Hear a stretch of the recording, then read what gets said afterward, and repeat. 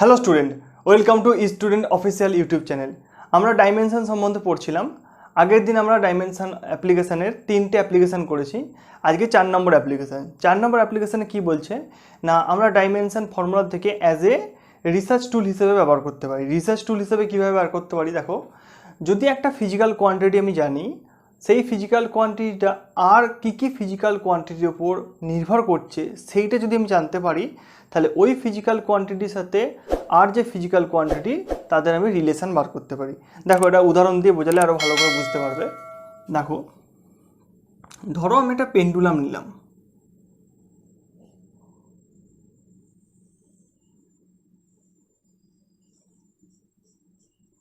এটা হচ্ছে পেন্ডুলাম, যার এইটার ববটার মাস হচ্ছে ধরে নিচ্ছি এম। এটা পেন্ডুলাম,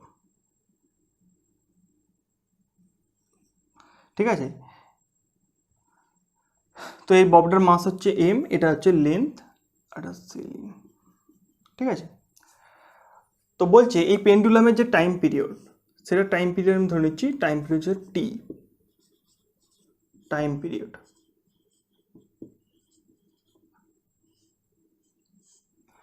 এই ববটার যে টাইম পিরিয়ড আছে, টাইম পিরিয়ড বলতে দেখো, এখান থেকে যদি যাত্রা শুরু করে, এখান থেকে গিয়ে এখানে এসে আবার এখানে ফিরে গেল, সেটাই হচ্ছে টাইম পিরিয়ড, ঠিক আছে। তো টাইম পিরিয়ড দেখো, তো টাইম পিরিয়ড কি বলছে যে টাইম পিরিয়ড কার কার ওপর ডিপেন্ড করবে না, প্রপোর্শনাল টু তোমার হবে মাসের ওপর, একটা হচ্ছে এফেক্টের লেন্থের ওপর, আর একটা হচ্ছে অভিকর্ষজ ত্বরণের ওপর। তো আমি এর ওপরে এ দিয়ে দিলাম, এল বি দিয়ে দিলাম, জি সি দিয়ে দিলাম, কারণ আমি শুধু জানি কি এই টাইম পিরিয়ড যে ফিজিক্যাল কোয়ান্টিটিটা কার কার ওপর ডিপেন্ড করছে না, মাসের ওপর ডিপেন্ড করছে, লেন্থের ওপর ডিপেন্ড করছে, আর তোমার হচ্ছে অভিকর্ষজ ত্বরণের ওপর ডিপেন্ড করছে, ঠিক আছে।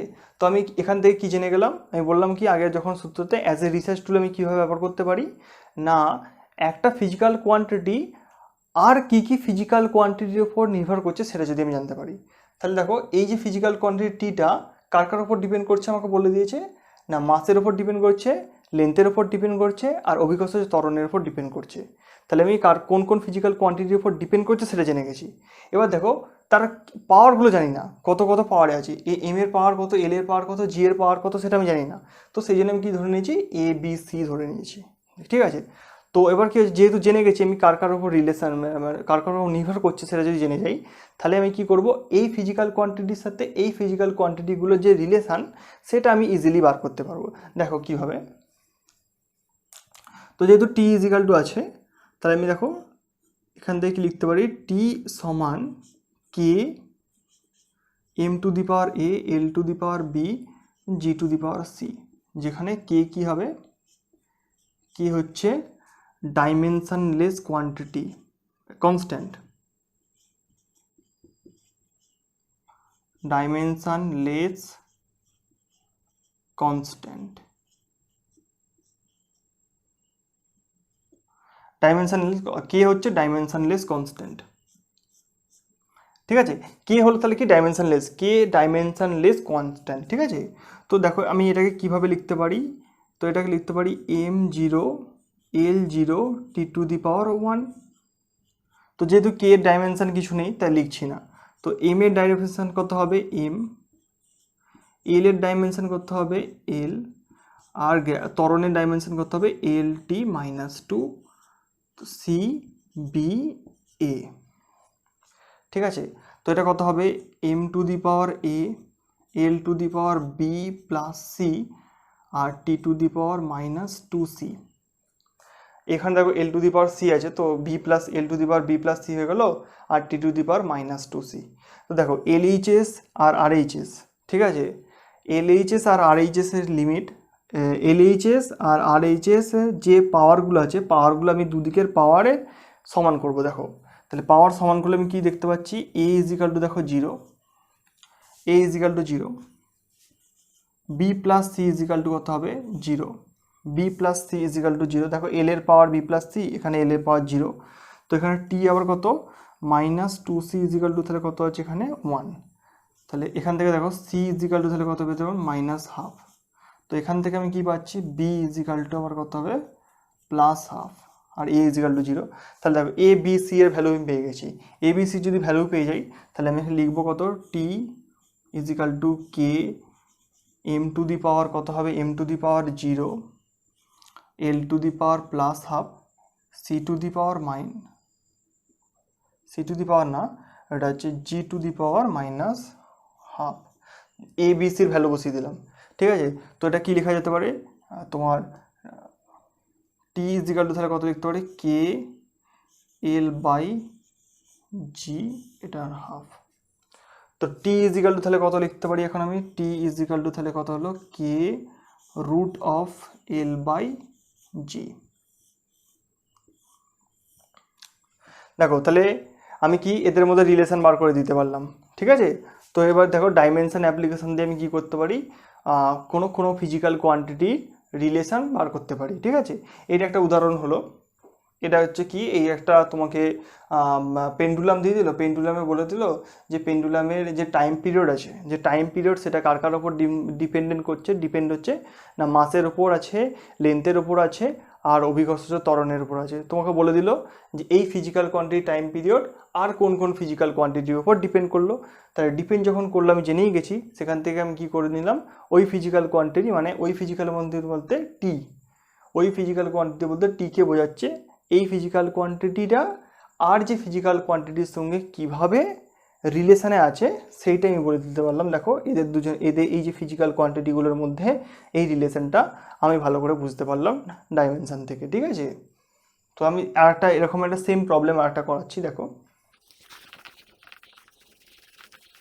এরকম সেম প্রবলেম কী হতে পারে, ধরো কোনো একটা কণা কি হচ্ছে, কোনো একটা এম ভরের কোনো একটা বস্তু একটা হচ্ছে আর ব্যাসার্ধের বৃত্তাকার পথে ঘুরছে। কোনো একটা কি বললাম, কোনো একটা এম ভরের বস্তু একটা আর ব্যাসার্ধের বৃত্তাকার পথে ভি ভেলোসিটিতে ভি বেগে ঘুরছে। তাহলে তাদের যে সেন্টিপিটাল ফোর্স হবে, সেন্টিপিটাল ফোর্স কত হবে, এফ।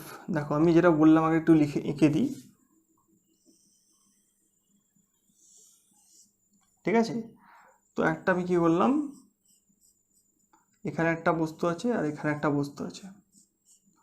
তো এই এম ভরের, এটা হচ্ছে এম ভরের বস্তু, এটা হচ্ছে কি তোমার ভি বেগে আর ব্যাসার্ধের বৃত্তাকার পথে ঘুরছে, ভি বেগে আর ব্যাসার্ধের বৃত্তাকার পথে ঘুরছে। তো তাদের মধ্যে যে সেন্টিপিটাল ফোর্স আছে, সেন্টিপিটাল ফোর্স কি হচ্ছে, কার কার উপর ডিপেন্ড করছে আমি বলে দিচ্ছি, M to the power A, V to the power B, আর টু দি পাওয়ার সি। ঠিক আছে, তো সেন্টিপিটাল ফোর্স এই একটা ফিজিক্যাল কোয়ান্টিটি কার কার ওপর ডিপেন্ড করছে, মাস, ভেলোসিটি আর কি রেডিয়াসের ওপর ডিপেন্ড করছে। ঠিক আছে, তো আমি জেনে গেছি কার কার ওপর ডিপেন্ড করছে। এবার কি আমি ওই এফের সাথে এই ফিজিক্যাল কোয়ান্টিটিগুলোর রিলেশনটা বার করে ফেলতে পারি। দেখো ফোর্সের আমি এখানে লিখি একটু, তো ফোর্স এফ সমান কত লিখতে পারি, একটা কনস্ট্যান্ট নিয়ে আসতে হবে যেটা হচ্ছে ডাইমেনশনলেস কনস্ট্যান্ট। তাহলে M A V to the power B আর টু দি পাওয়ার সি। ঠিক আছে, তাহলে দেখো ফোর্সের মাত্রা আমরা জানি সবাই, M L T to the পাওয়ার -2। তাহলে কে তো মাত্রা নেই, ডাইমেনশন নেই, তো ডাইমেনশনলেস কনস্ট্যান্ট। তো এম এ ভেলোসিটির মাত্রা কত হয়, এল টি -1 বি, আর আর হচ্ছে তোমার এল সি। ঠিক আছে, তো একবারে লিখে দিচ্ছি আমি এখান থেকে, এম এল কত হবে বি প্লাস সি, আর T to the power -c, T to the power -c। ঠিক আছে, তো এখান থেকে আমি বলতে পারি তোমার এ কত হবে, এ এর ভ্যালু হবে 1, বি প্লাস সি এর ভ্যালু কত হচ্ছে তোমার, বি প্লাস সি এর ভ্যালু হবে 1, আর -c ইজিক্যাল টু হবে -2। তো C equal to 2 R B equal to তাহলে কত হলো, সি ইজিক্যাল টু তাহলে কত হচ্ছে তোমার, তো টি ইজিক্যাল টু দেখো -b হচ্ছে এটা, তো -b, সরি এটা একটু ভুল হলো, টি ইজিক্যাল টু -b, তো বি ইজিক্যাল টু তাহলে 2 হলো। দেখো L to the power B, T to the power -b, তো এল বি প্লাস সি হলো T to the power minus B হবে, নট সি। তো বি ইজিক্যাল টু 2 হয়ে গেল। তাহলে তোমার বি ইজিক্যাল টু 2, তো সি ইজিক্যাল টু তোমার কত হবে -1। ঠিক আছে, তাহলে সি ইজিক্যাল টু -1 হয়ে গেল। তাহলে বসাই এফ ইজিক্যাল টু, তাহলে এফ সমান হচ্ছে কে এম টু দি পাওয়ার এ, এর ভ্যালু কত 1, ঠিক আছে। তো ভি বি, বি এর ভ্যালু কত 2, আর এর ভ্যালু কত -1। তাহলে এফ ইজিক্যাল টু কত হলো K M V square by R. দেখো রিলেশন পেয়ে গেলে কেমন। তাহলে কী করো, রিসার্চ টুল হিসেবে কীভাবে ব্যবহার করতে পারি, যদি এই ফিজিক্যাল কোয়ান্টিটি এফ, তাহলে কোন কোন ফিজিক্যাল কোয়ান্টিটির উপর ডিপেন্ড করছে সেটা যদি জেনে যাই, তাহলে কোন কোন ফিজিক্যাল কোয়ান্টিটির উপর ডিপেন্ড করছে, মাস, ভেলোসিটি আর হচ্ছে তোমার রেডিয়াসের উপর ডিপেন্ড করছে। যদি তার কার উপর ডিপেন্ডেন্সি আছে যদি জেনে যাই, তাহলে কি করব, আমি ডাইমেনশন ফর্মুলা থেকে আমি ওই ফিজিক্যাল কোয়ান্টিটির সঙ্গে এই ফিজিক্যাল কোয়ান্টিটির সাথে এই ফিজিক্যাল কোয়ান্টিটিগুলোর যে রিলেশান সেটা আমি ইজিলি বার করতে পারবো। দেখো এটা বুঝতে পারলে কিনা। ঠিক আছে, আজকে এতটাই থাক। Thank you.